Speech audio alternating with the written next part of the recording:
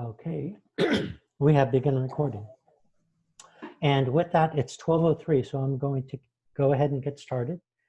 Welcome everyone to an SMG Brown Bag Big Data Solutions for Community Risk Assessment, an illustration and potential opportunity for urban researchers. Today, in many ways, this is the great reveal. For the last 15 years or so, Lori Moore and I and a group of up to a dozen other researchers from across the country have been engaged in developing a system that addresses firefighter safety and community risk. Today, Lori will be providing basically an overview of the system that is focused on firefighter safety, community risk assessment, but also includes the great potential for other applications to public policy. So we will get to that. Let me first introduce Lori. Lori Moore is founder, president, and CEO of the International Public Safety Data Institute. It produces, assembles, and analyzes reports from fire, rescue, law enforcement, et cetera, and creates these really cool dashboards that we're going to show you. Lori has a long history in firefighter research. I believe she's been a fire chief. She's been a firefighter for many years, but also had a long history at the IAFF in the president's office, and now heads up her own data institute that we are now happy to give you a glimpse of and invite you to think about in terms of future projects. So with that, let me also mention one other thing, which is that Doug Wissaker has been working with me for virtually all of the 15 years or 13 years that I've been at Urban this second time around on the firefighter research. And Tim Triplett, also of SMG, has come in and out to help with things like sampling fire departments and so forth. So I really appreciate their efforts, Laurie and the team, some of whom, by the way, are on this call or on this the webinar and may have a chance to chime in. Collectively, we are totally dedicated to this project. We believe there's high value. And with that, let me pass it off to Lori and have you begin the presentation. Lori, take it away. Thank you, Rob. Good morning, everybody. Good afternoon for some. And so we're really happy and excited to be able to spend some time with you folks from Urban today. We love Rob and Doug. They have been a part of our projects, a part of our research now since about 2005. So they have been a big part of what is now the Public Safety Data Institute. And so we're very grateful for Urban's partnership. Also want to say hi to Dr. DK Azakoya. DK is on our team. And so DK, at any point you want to chime in, please feel free to do so. And he is with the University of Texas at Austin and one of our academic partners. So I want to tell you just a little bit about who we are. As Rob introduced, the International Public Safety Data Institute, and you can see and have seen on your screen there for a few moments that we do leverage technology, we leverage data to provide life-saving insights. And so we are actually a collaboration of fire service organizations. At this point, we are bringing in law enforcement as quickly as possible, but we have a long history in the fire arena. And so what you should be seeing on your screen now are some of our organizations that actually collaborated to begin this institute. That's the International Association of Fire Chiefs, the firefighters, our Metro Chiefs, which is our big city chiefs, urban chiefs, UL, and NIST, which I'm sure many of you are familiar with, and of course Urban being one of our partners, University of Texas that I mentioned with Dr. Azakoya, and then our accrediting body, which is the Center for Public Safety Excellence.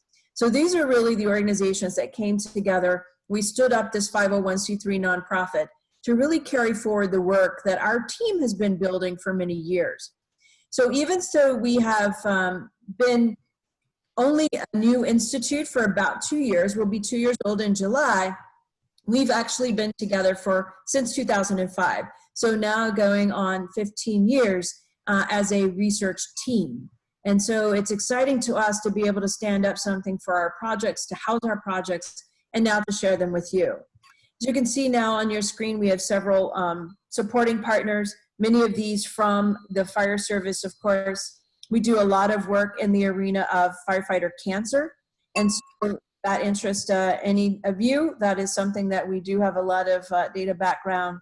So our networks are there. We're also working some with Drexel University now and firefighter injury data, and bringing on a new partner, actually just a new partner as of this week, the Critical Response Group, which is really about mapping data, but it's building mapping for evacuation routes, for ingress, for responding, first responders, law enforcement, and fire, so that we have the baseline and all of our maps, all of our infrastructure mapping is the same, which today is not the case. And so we'll be working with them over time for more and more data attributes. We have training partners in the fire service as well as some philanthropic foundations who work with us.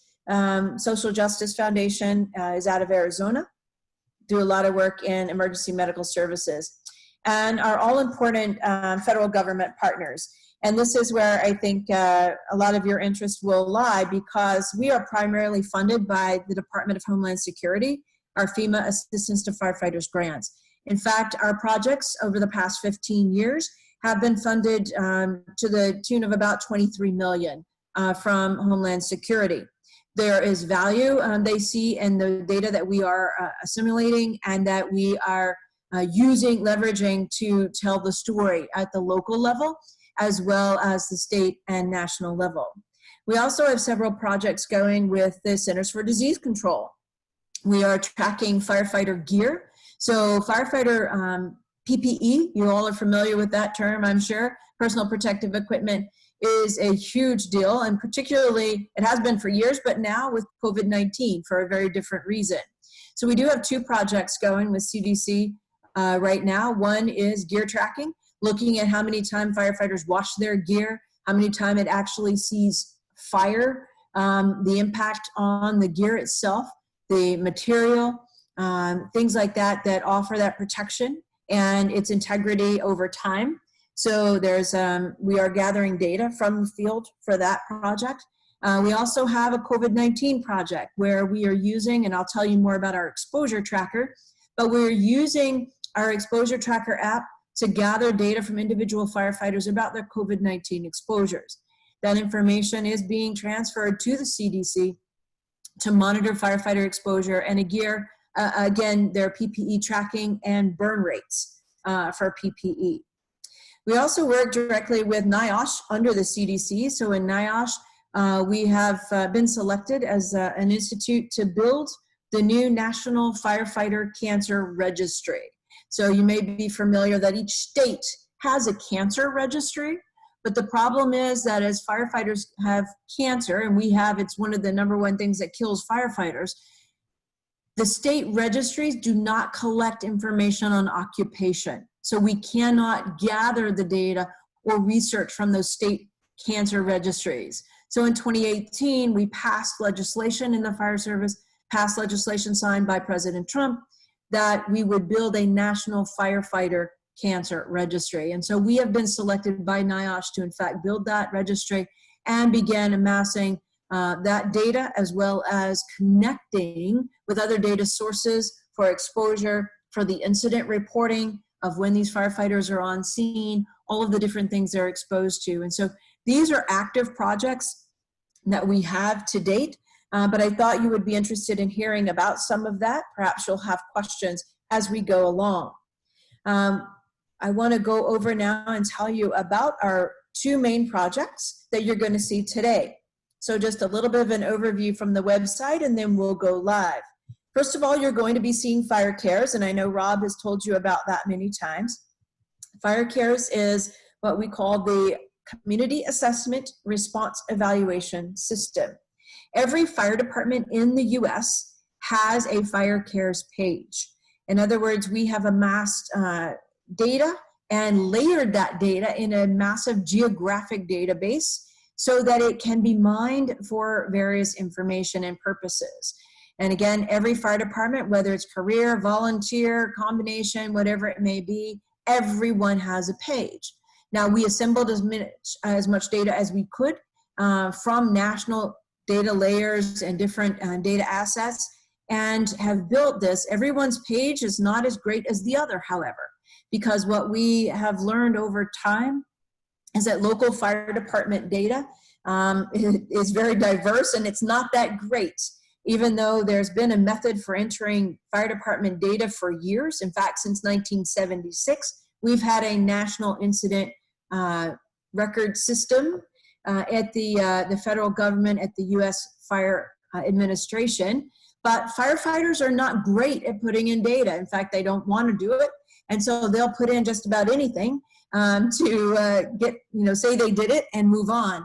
And so we learned a lot. We're going to show you some of that as we built Fire Cares. Our other project that you're going to see today is called N4s. N4s is a result of us learning a lot about the existing data as we were building the Fire Cares project. N4s is a direct data capture. We have two modules. You're going to see the analytics module today. We'll talk more about that. And we also have a firefighter exposure tracking, which is an actual app that can be downloaded from app stores for free. And firefighters are downloading that. We've got just over 12,000 downloads since we went live. And so we are tracking that. It's only a small fraction of the firefighters who are out there in the US. We've got several 100,000 of them, but we are making progress as we onboard and continue to gather this information and promote these systems that now exist. So we're going to hear more about those in just a moment. So I'm going to take you to Fire Cares Live. So we'll start there, and you'll be able to see some of the information and what we have done here. I've already logged into Boston, but I want to just go back and show you how this works. So we'll get out of Boston. So when you go to Fire Cares, and you're welcome to go there, firecares.org, or go through our website, you can pull up any department, but you will only be able to see what is public facing. We have a lot of data that is behind login. So I'm going to be logged in today to show it to you. As a researcher, you can gain access, can gain login, so that you can go in and see. We've got a lot of usable data, and I think that's the intent that Rob has, that you know what's here, that you can think through questions that you have, that this data may assist in future projects that you have planned. So as I said, you can search for any department. We're going to go ahead and I've already got Boston typed in. So as you see, any fire department with Boston in its name has come up here on the screen. So anywhere in the country where Boston is in a community name, that's what we search for, and it has populated the screen. So I'll go ahead and click on Boston, Massachusetts, and it will take us back to their page. So as we go through, you'll see here there are several things. I'll just explain the page to you, and then we'll talk about the data assets that are there. So first of all, you're going to see a map. You can see the map moves around just like a Google map. We can scroll in, and what you see, this blue border, is actually their response border. That's the jurisdiction of Boston. I'll just scroll back out again. That is what Boston Fire Department has to cover. Now, it's a little strange shape, but this is the jurisdiction that they cover, including out into the water. The red dots are their fire stations, and we can scroll into the map, and there are lots of other data assets that are here.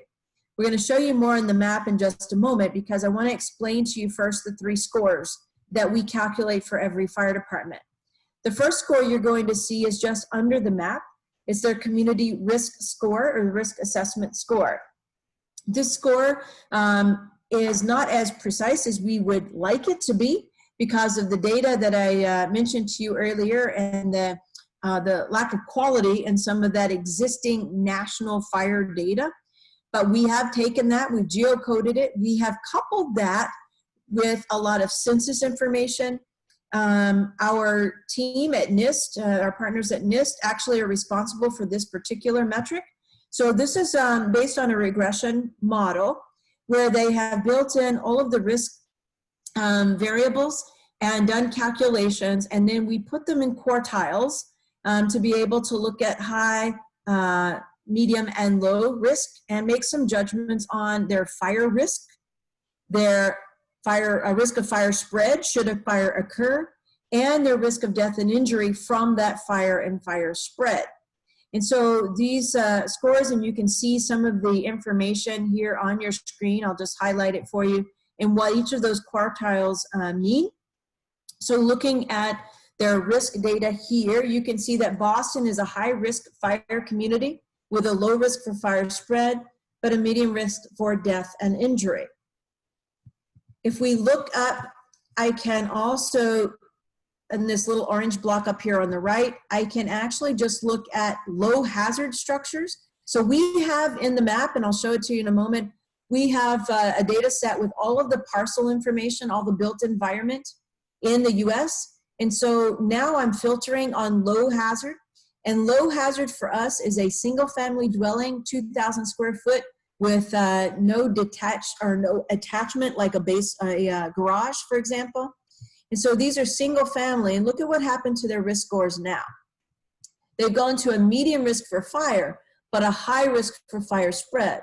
And for those of you who know anything about Boston, you know how closely their single family homes are connected, right? And so fire spread, obviously that makes sense, right? So it's plausible that you can see even medium risk for fire, high risk fire spread, medium risk for death and injury. And so we are able to filter by those different hazard levels because that's a different data set that we have. I'll take us just back to all levels again, and you'll see the second score here over on the right, just below that orange block. This is what we call our performance score.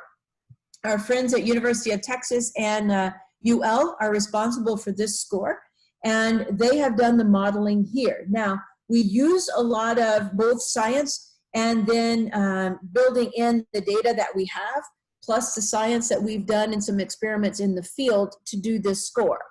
As I mentioned to you, some of the national fire incident reporting data that we've been collecting since 1976, to be exact, in our nation are not that great. And so we do have to supplement it with some of our experiments. And again, we are working to make this better. As we learn more and more about the data and how we can capture it, which I'm going to show you with our Infor system, then eventually that data will flow live here and make fire cares even better. But today, in this performance score, we have information on their response times, on their staffing or crew size. We supplement that with our time to task experimental data that we have amassed, and Rob and Doug have been instrumental in those studies as well.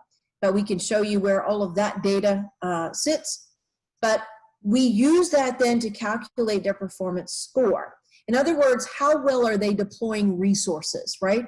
So response time, I can predict their water on fire time if I know a crew size and I know the type of building they're responding to, and we have all of that. And so we're using that then to calculate these scores. So I predict water on fire, I can predict time to rescue because we've done experiments that calculate those times to task.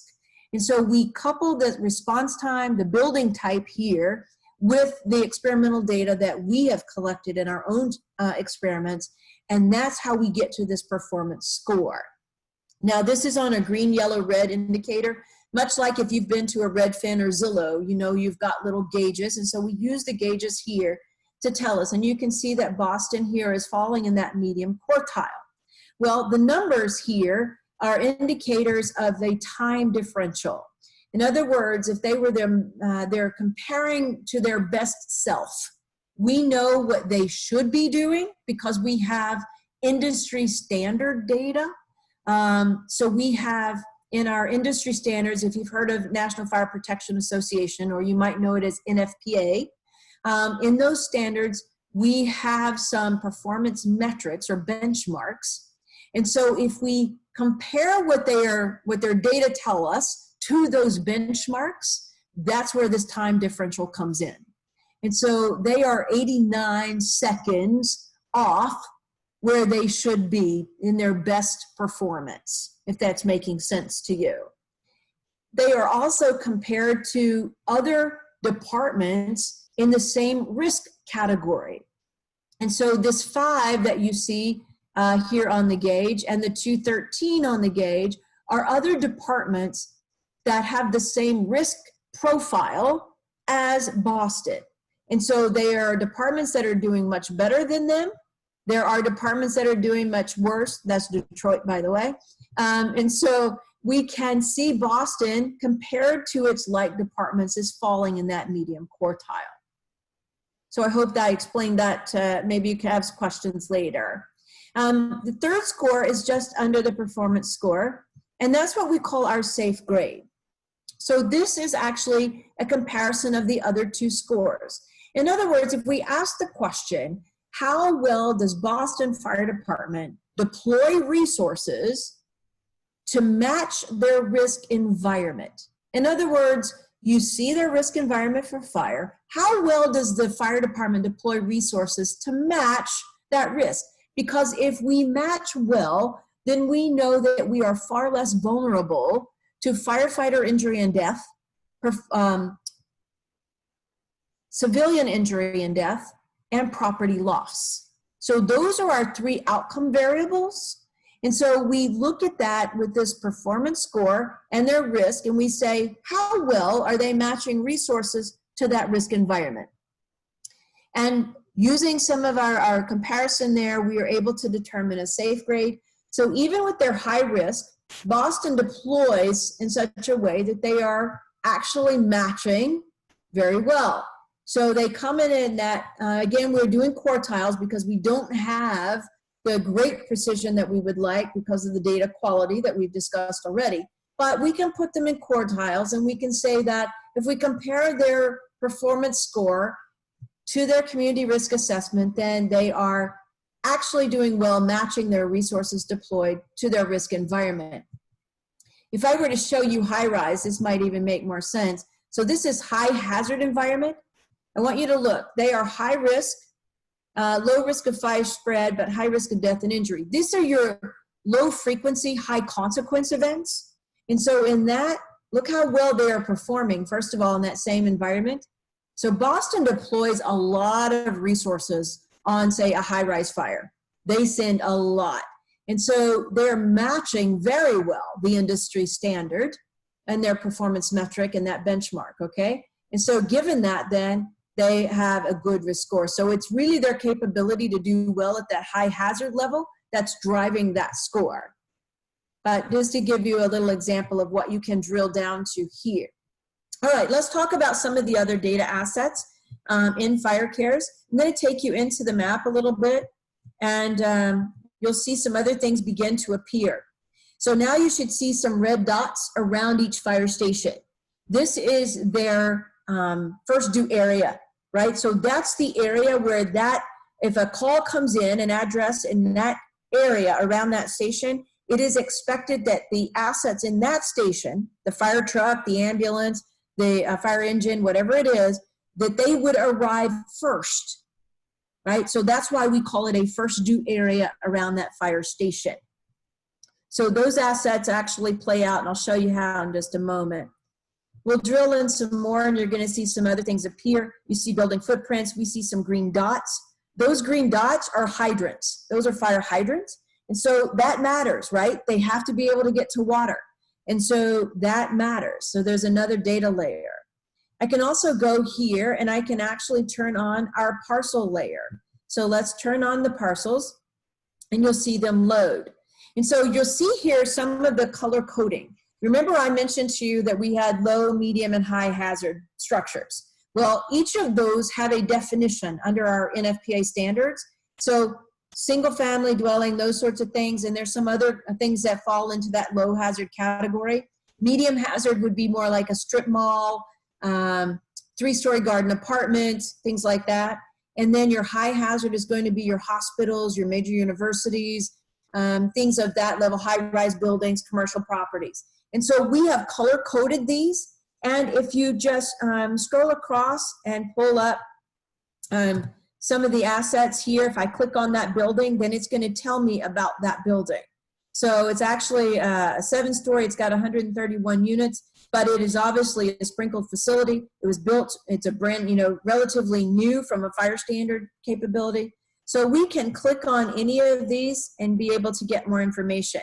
Whatever we know about that building and we've hazard coded it is there. So we can come over here and look at some of the smaller structures, some of these single family dwellings, right? So things like that. So this kind of asset we have. Another layer that we can turn on is what we call our fire heat maps. And so you can see now that these are the fires that have occurred in Boston over the last, since 2002 actually. But I can pull up, you see here, if I just scroll down below the map, you see this data lag we have.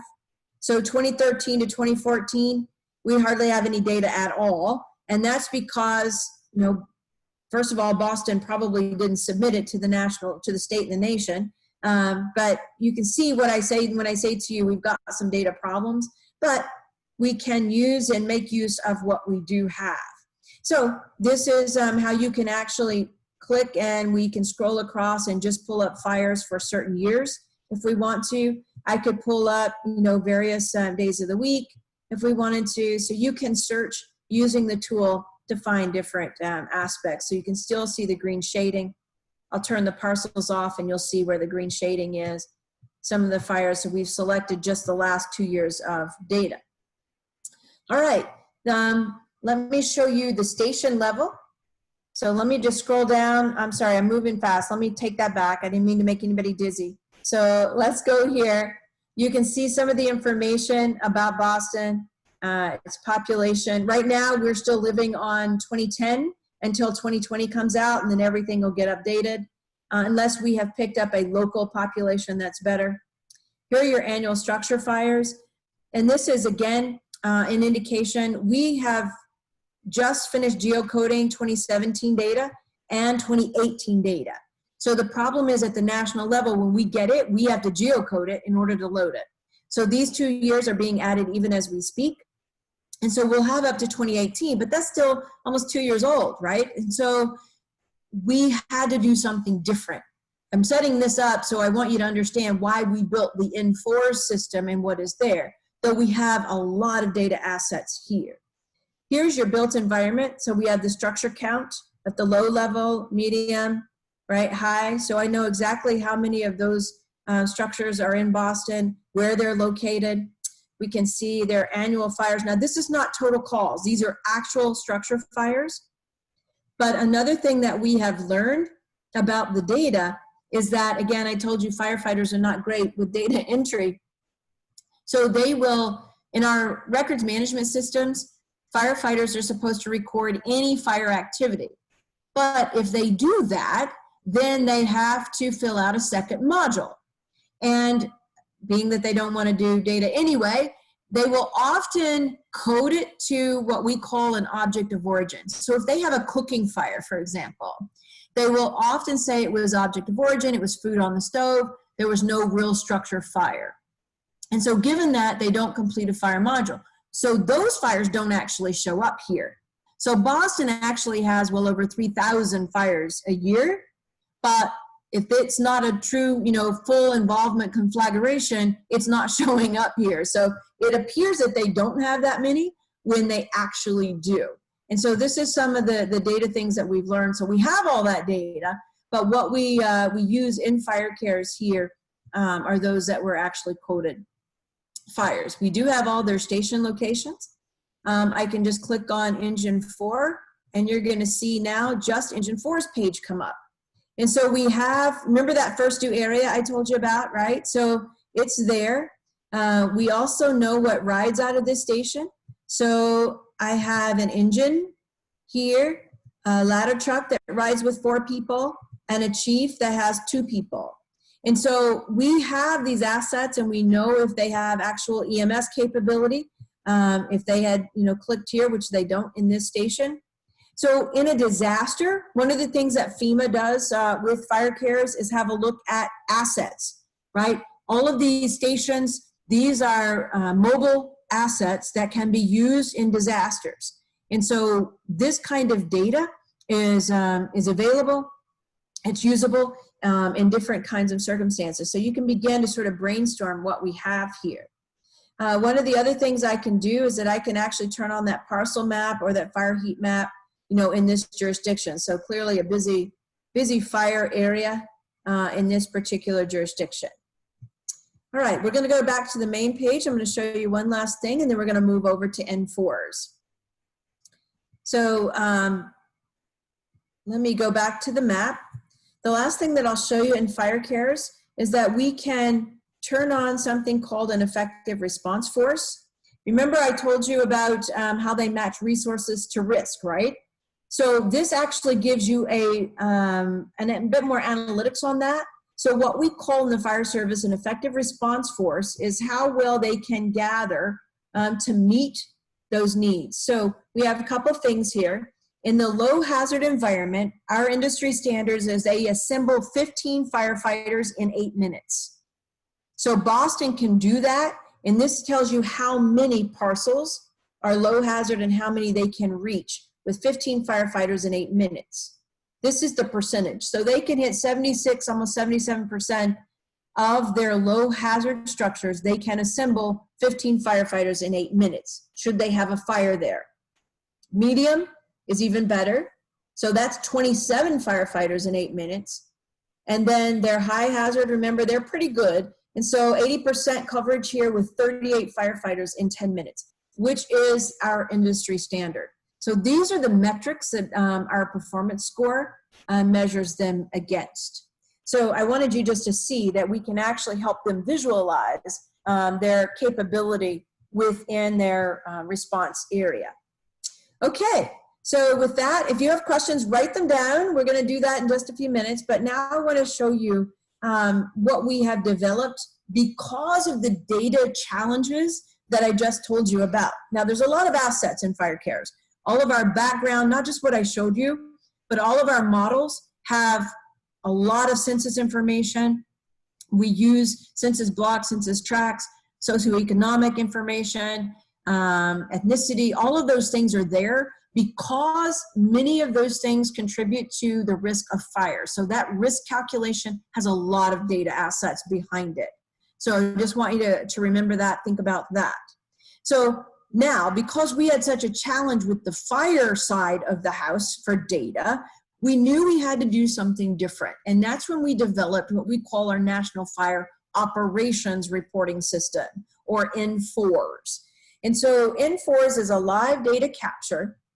And we work directly with fire departments to do this. So these are onboarded one by one. We're approaching just over 100 departments, but they are regionally diverse and size diverse across the US. So we have amassed a little over 8 million incidents in the N4s system in the last year. So we are doing pretty well at onboarding these departments. And again, we have them of various sizes and areas.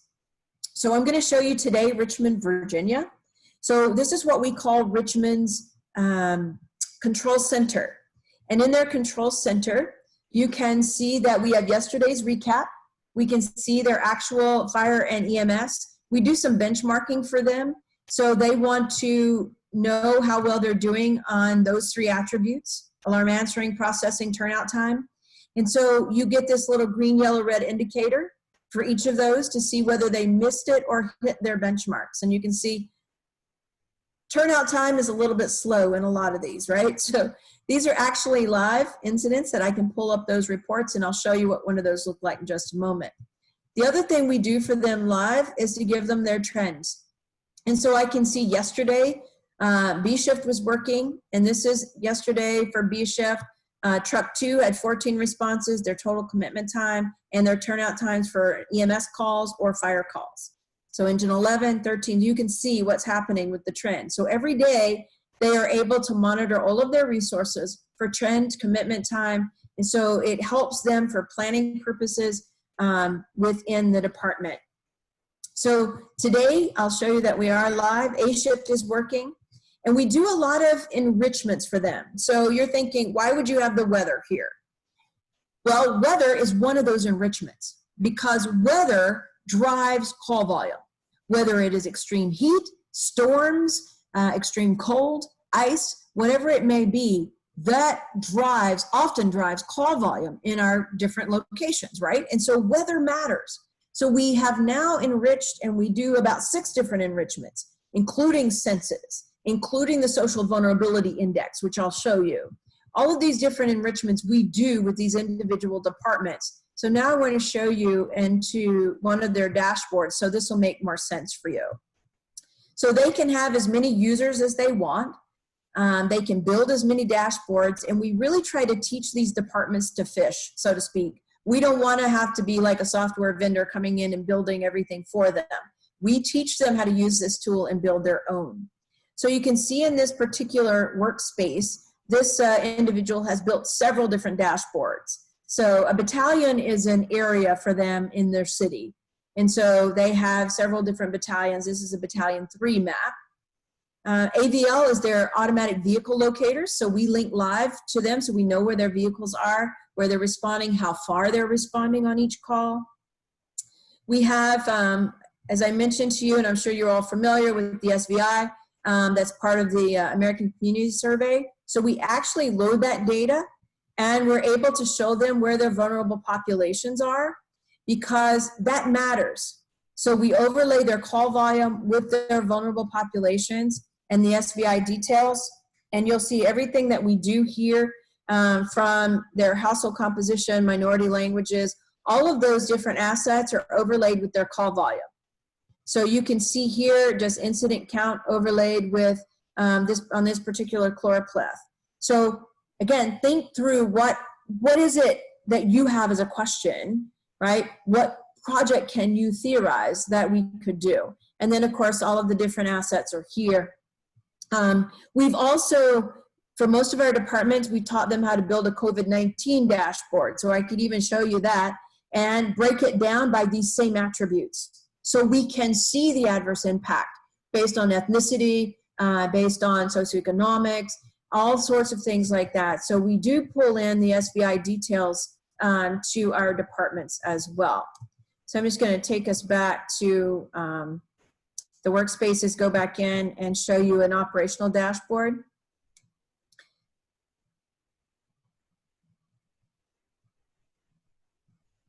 So we'll load this back up with our list.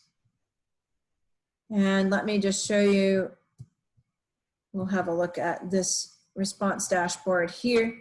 And everything that we have is filterable. And by that, I mean, when a fire department loads their data, then you're able to see it all load in a map. So this is built in a major geographic database as well. So that's why we geocode everything so that we can see it. This is their call volume. And if you look right up here in the top right, these are the dates. But if I want to do something different, so I could go to a quick review and I could say, show me the last 4 hours. And it's drilling down to show me what Richmond's been doing in the last 4 hours. And so anything they build into their dashboard, and there it is. So they've had 22 calls, and this whole dashboard, which I'll show you, has been updated to just those 22 calls. So that department is able to filter on anything that they wish. Anything they build in this is always filterable, and I'll show you what I mean. So we're going to reload those 2 years of data. And we load some historic data for each department. So we, on average, do 3 years. We've got some departments that loaded as much as 10 years backwards. So we've got a good data set that they could see trends and things like that immediately when they go live. So these are some of the assets here: incident count, event duration, their AVL data. Remember I told you we know how far they go on each incident. This is how many responses they have. Now, just so you know the difference, the incident number, that's how many incidents, whether it's fire, EMS, hazmat, whatever it is. But this is how many assets they sent to handle those incidents. How many trucks did they send? right? So we rarely have the fire department send just one vehicle. So 73,000 incidents, but 111,000 responses. You can see their turnout times. These are metrics that are important to them, tracking those. They're establishing command. That's their chief arrival on the scene. Primary search complete on fires, water on fire time. So basically we ask, what do they do when they show up? And so this is about, performance for them and their value to the community.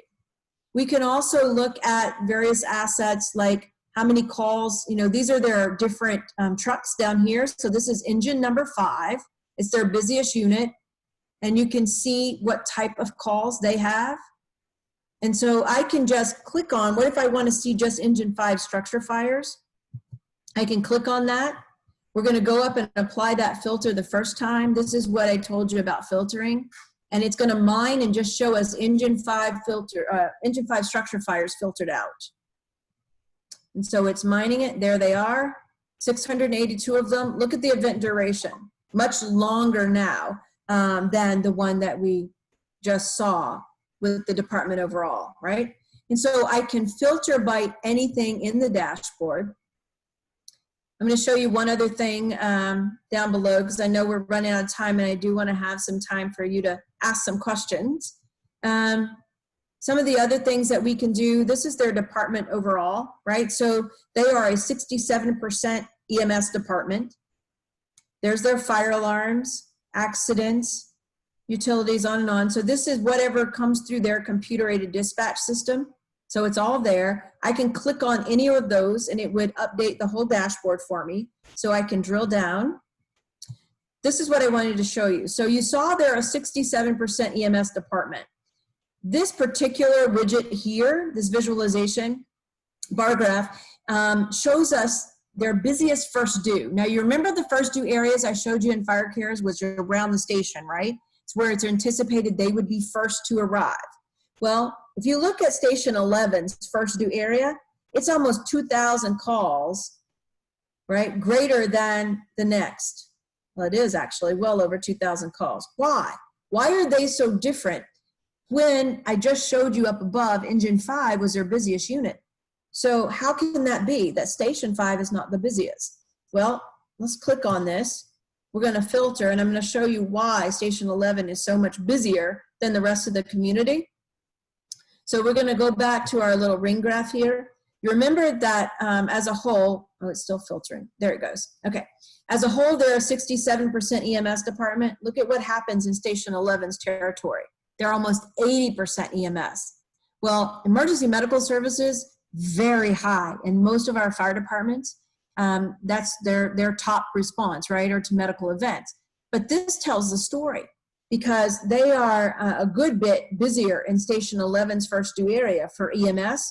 But if I scroll up and see who's making these calls, I want you to see here. Engine 11 is not making all of them. Engine 1 is actually covering for them, and so is Engine 15. There is no way Engine 11 could be first due on all these calls. So you're sending second and third due units in as first due. In other words, they are going in as if they were to be first on scene, and they will be, but they're coming from further away. So we say they are second or third due, going as first due, but that immediately increases response time on that call. I hope that's making sense to you. Maybe you can have questions about it. But it helps us understand when a department is not deploying enough or the right assets in a particular jurisdiction, right? So it helps us see that they need more response capability out of Station 11. When I'm sending units from 2 zones over as first due because I can't cover my own area, right? So these are things that we try to drill down and help these departments understand. So I'll just go back. We can do this with all kinds of different things in the dashboards. These are much smaller geographic areas. We call them response zones, for example. I want to show you this. This is call volume by week, right? Look at what happened in March. So they go from, the high 700s, drop down to 6, and now down to 4. And we watched this happen with COVID. When we went on isolation, every fire department across this country, right, their call volume dropped off for strokes, for heart attacks, for traffic incidents, for whatever. So this has been a very interesting thing to watch. And as they start reopening, what's happening? And so this is something that the CDC obviously very interested in, and this is part of the data that we're sharing with them, watching what's happening with overall call volume as we closed and are now reopening. We also couple with Google people movement data. And so that is something that actually Dr. Ezekoya and his team have been watching. What can we see about people movement and how it affects emergency response? So these are just some cool things that you can think about. We can filter, as you can see, time of day, day of week. I can do it by geopolitical boundaries. We can do it by frequent, what we call our frequent flyers or our high utilizers. So these are addresses where they have been, for example, 500 times. Don't you want to know why? 500 times in 2 years to that address, right? So these are things, I'm going to keep you thinking on that one, that we can drill down.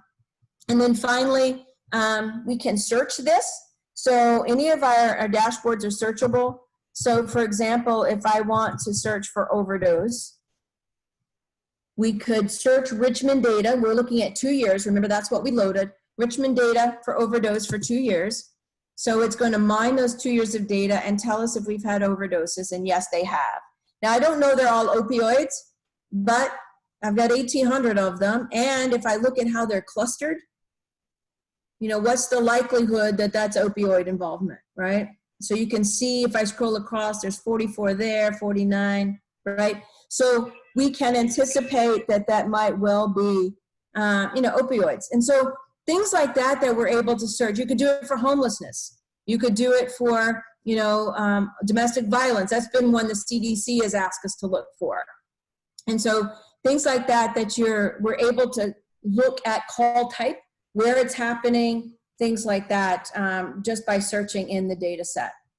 So Rob, I'm going to stop talking for a little bit and see if there are questions. I think I've saved just maybe 10 minutes here or so. Yeah, thank you very much, Lori. If you have questions, you can either put them in chat or just raise your hand and we'll call on you and you can unmute yourself. There are a couple of questions already, so I will read them to you, Lori. Okay. The first is from Kelly Walsh asking if we track responses that are not fires, such as hazmats, accidents, and so forth. Absolutely, yes. So all calls that the fire department responds to, which are all of those things, are automatically being tracked. So yes, those are being added. And on fire cares, we do have an EMS layer as well. So I showed you all the fire heat map. I could have just as easily clicked over and shown you the EMS heat map as well. Okay, and from Ashlyn Oglesby Neal, a question, are there any efforts underway to look at police calls for service compared to police district and unit locations?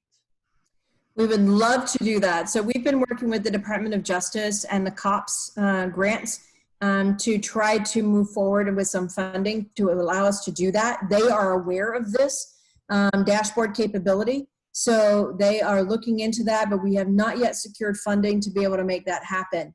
Much of our data connections that we have, particularly with the computer-aided dispatch systems that drive the N4s that I just showed you, are the exact same computer-aided dispatch systems that dispatch the law enforcement in that same community. And so we already have the data exchange capability. We just need access to the data to have all that happen. So we're still working for funding in that arena. We'd love to work with someone. If you have a project in mind that we can provide you support from a data aspect and try to pull those resources together, we'd be most happy to work with you. Okay, a question from Carlos Martin. Do the built environment data used to estimate hazard risks come from sources that go beyond core logic? Those actually are core logic data. We do supplement it, as I said, with our coding for hazard level. But yes, that is actually core logic data.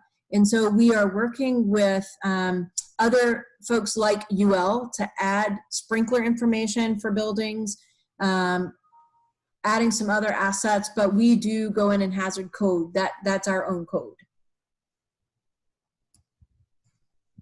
Okay, next question is from Bo Garrett. What we have seen, what is publicly available versus restricted? What kind of research has emerged with policy recommendations, and what are some of the best policy changes that this has led to? Wow, that was 3 questions. That's not fair, really. No, I'm kidding. So first of all, what you saw in fire cares, a lot of that is behind login. The only thing that you can see publicly is going to be that risk score. We do keep the safe grade and the performance score behind login because of the data quality issues. And we don't want reporters in there, comparing cities when their data are really not in a state that should be compared. And so we are working with individual departments to make that better. However, for researchers, we do have a research capability where you can request, and we will share that with you. So researchers can absolutely be whitelisted in order to use the data. So we can set up a data use agreement very simply. That's what we do with CDC. So for that, that's how Fire Cares works. On the N4 side, it's a data use agreement directly with that department or a series of departments. We facilitate that for you. And then that is given, as a researcher, you'd be able to use that data as well. But none of the N4's assets that I just showed you are public. Those are all at the department level and all maintained at the department level. Law enforcement, we have worked with them some, and they are more interested in it being public facing because of all of the public interaction they need to have to show the good things. And so I think theirs, as it comes along, will be much more public facing, but for fire, it is not. But you, as a researcher, do have access, and we would help you facilitate that. Okay, and what kind of research has emerged with policy recommendations? I know that, for example, that some of these data, especially for fire cares, are being used at the time of negotiating budgets for fire departments between city councils and the fire chiefs and such. But can you talk about the types of policy recommendations that are coming out of these data? Absolutely. So that's a great question. So policy, as you said, Rob, budgets, this is used a lot for budgets. Fire chiefs, and I showed you just the difference in the incident number and the number of responses, right? So that's a big piece because our city councils don't understand that. Most of our fire chiefs are going in and reporting, this is how many calls we have, this is how many incidents come in. They weren't talking about how many assets they have to deploy to handle that. And those are 2 very different numbers and different perspectives on the system as a whole, right? So that's a big one, or aspects. And I'll give you a further example. The other way that it's being used is that with the fire chiefs themselves, understanding where their assets are deployed and understanding where they should be deployed. For example, Delray Beach, Florida, one of our big users of N4s. We loaded for them about 10 years of data, and they were able then to go in and look at where they have a special operations unit located. They only have one.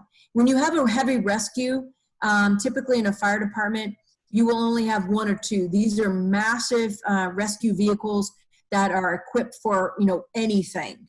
And so they had theirs located and always had longer response times. It's like it always showed up, late, or something was going on, but they hadn't pinpointed that it was its location that was a problem. It was on the wrong side of a railroad track. And so what they did by seeing the data, we were able to drill down and look at all the calls for this unit were occurring on the other side of this barrier, right? And so simply moving that, they dropped response. Now that sounds like common sense, but it isn't. To try to move a vehicle in the fire service from one station to another is a huge deal because that vehicle may not fit in another station. That's why it was put in that station, because it's fit. There was no other reason. The vehicle fit. We had room for it there. Well, to move it now, I got to refurbish a station. We got to do something strange, right? So this is where we get into that policy discussion and helping you understand decisions that fire chiefs have to make and the reasoning behind them. Great. At this point, are there any other questions?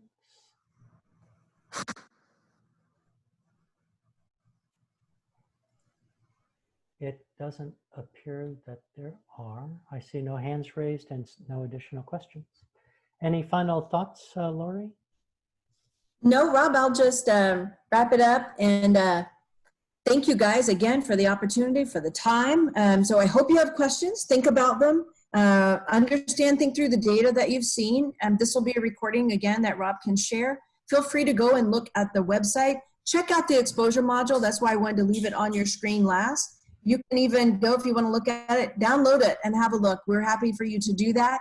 I would just ask that you put in, when it asks you for an employee number, just put in a series of 9s and we'll know that's test data. But if anybody's interested in that, you're welcome to it.